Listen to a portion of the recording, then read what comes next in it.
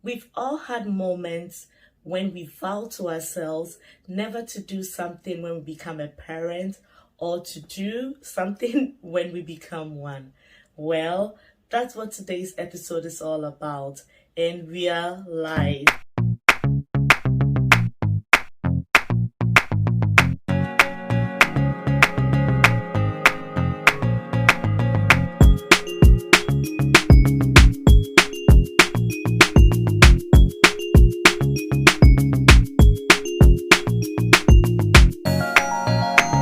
Hello, yummy mummies and mummies to be, yummy daddies and daddies to be. Welcome to today's episode of the Maternity Diary. We've had instances when, before we became a parent, we see a child throwing tantrum maybe at a shopping mall, or a child refusing to eat a particular meal, and we tell ourselves, well, when I become a parent, I'm never going to allow this. I will never allow that. Yeah, we've all had those moments. I'll be talking about 10 expectations that I had before I became a parent and what the actual realities are. First and foremost, I'll be talking about a designated toy area. So, before I became a parent, I remember going to people's homes who had kids, and I'll see like toys everywhere, scattered everywhere. And honestly, because I've always had younger siblings, it didn't come to me as a surprise. I actually would try to help them pack up, I'll try to help them clean up, even when I didn't have to. And now being a parent, I told myself, okay, I think the solution to this is to actually have a designated toy area. Well. Your guess is as good as mine. It's been probably an absolute fail. Yeah, I do actually have toy boxes and shelves like the one that you see right behind me, where we pack all the toys at the end of the day. But then it's not easy to keep up during the day, So most of the time we'll wait till the day ends, and then I'll help, or if I'm lucky, I get help from my toddler to pack the toys into their toy box or the shelves. Unplanned expenses. We all have this problem. Even you don't need to be a parent to have this problem. But especially as a mother, when I go for a quick grocery run and I see something in the shop. For instance, like in my case, last week I saw a book, like a coloring book, and mind you, my child has a lot of coloring books at home. I was like, this one is different. This is Paw Patrol. He doesn't have Paw Patrol. And then I buy this book, bring it home, and we keep having tons and tons and tons of stuff at home because most of them were unplanned. We've all had that experience. Tantrums. I always told myself that when I have my child, I'm going to sit with my child, reason with my child. We'll talk about things. I'll explain, you don't touch this because it gets too hot. The temperature is 100 degrees Celsius and it's going to burn you. Well, as a parent, the immediate response that I would give usually is I would just yell. I'm like, stop it. I'm sure you've all had that many times, and in fact, I think that has been an absolute fail. I don't know what I thought when I wasn't a parent. I thought maybe things were so rosy and I'll be like, come, let's reason together, and it's nothing like that. Potty training. Yeah, so I told myself I was going to potty train all my kids before the age of 1. And for my first, I actually started potty training at 15 months. And after a few weeks, I realized it was still quite difficult to do. And at a point, I actually became very frustrated with the whole process because I was pregnant. And coupled with the pregnancy hormones and the whatnots, honestly, I think I should have advised myself from the very start that wasn't the best time to potty train. I thought I wanted to potty train before I have my second child, so that I don't have to, like, at least that has been scrapped off the to-do list. But then I was wrong. Luckily for me, I spoke with a few moms and they all advised me, you know what, just forget it, just let it be, let your child be. After you have your baby, you can figure out what to do about potty training. And to be fair, after resuming potty training after delivery, I have never felt better. Like, the frustration that I had during the first potty training was horrible. This was like a pure win for me, and I'm just so glad that I did not stress myself over potty training. Breastfeeding. Yes, I'm a huge fan of breastfeeding. To anyone that knows me, I'm the biggest fan of breastfeeding. I actually exclusively breastfed my baby for all my babies for 6 months. And I used to watch a lot of documentaries about breastfeeding. So I told myself, I'm going to breastfeed my child till they are 2 years old. And your guess is as good as mine. No, I did not last beyond 15 months. Actually, at 15 months, I had to cut it off because for my first, COVID had just recently hit, and I had to stay home because daycares were closed. And I felt this was the perfect opportunity for me to cut breastfeeding, just because I didn't know when we'll be called back to work. And I should take advantage of this opportunity. So I did cut off breastfeeding early. And with my second, I did the same, but not because of COVID. I was working from home the entire time. But then the advantage that I saw to cutting off breastfeeding earlier, in my case, I mean, everyone is different, but in my case, my kids started sleeping longer at night. If you know what I mean, most mothers, you find out that your kids tend to use your nipples as a natural pacifier, so they'll end up waking up like multiple times in the night to breastfeed when they're not really hungry.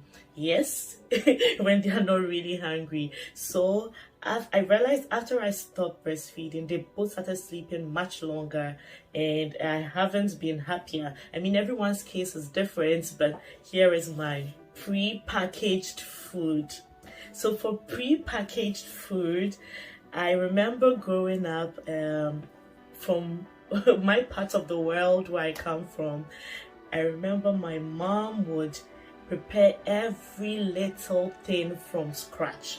So for baby cereal, she would prepare like Tom Brown, and she would go to the market, buy like fresh corn, fresh beans, fresh nuts, roast each and every one of them, and go to mill it and then prepare porridge for my siblings. So I told myself I was definitely going to do that. I haven't failed at that exactly, but when it comes to cereal, I've not been able to keep up. In actual fact, I've never tried making cereal from scratch. I always buy the prepackaged cereal, baby cereal in the shop, and I prepare just a quick 2 minutes, 1 minute, 30 seconds. I'm done with it. Let's go. Yes. So that is my experience with prepackaged food. Allow food fuzziness of my kids. Most toddler moms would attest to the fact that some kids are very difficult when it comes to food, and they are extremely picky. I do have a 3-year-old toddler, and he's extremely picky. I told myself, growing up, I remember I would see some people that will tell me, oh, my kids don't eat this, or she doesn't like to eat that. And I was always like, what? What do you mean? When I was a baby, I would have to eat everything my mom gave me. I can't say no to anything. What do you mean? As if nature was trying to pull my ears a little bit. God gave me a toddler that is so picky, and it's been like a roller coaster. Like today he likes this, the next day he doesn't like it, and it's been such a crazy experience. Co-sleeping. Yes, Another thing I always said was I was going to make sure that my kids, right from the time they were born, have their own rooms, be in their bed, sleep in. Yes, actually I haven't failed at that, but then most of the time, like, my kids do sleep in their beds, but then when they wake up at night, especially like the second one, I just put him in my bed to come sleep with mommy and daddy, and I usually am too tired to put him back. So even though they start the night in their beds, let's say after midnight or at dawn they come to join us, and I'm too tired to put them back.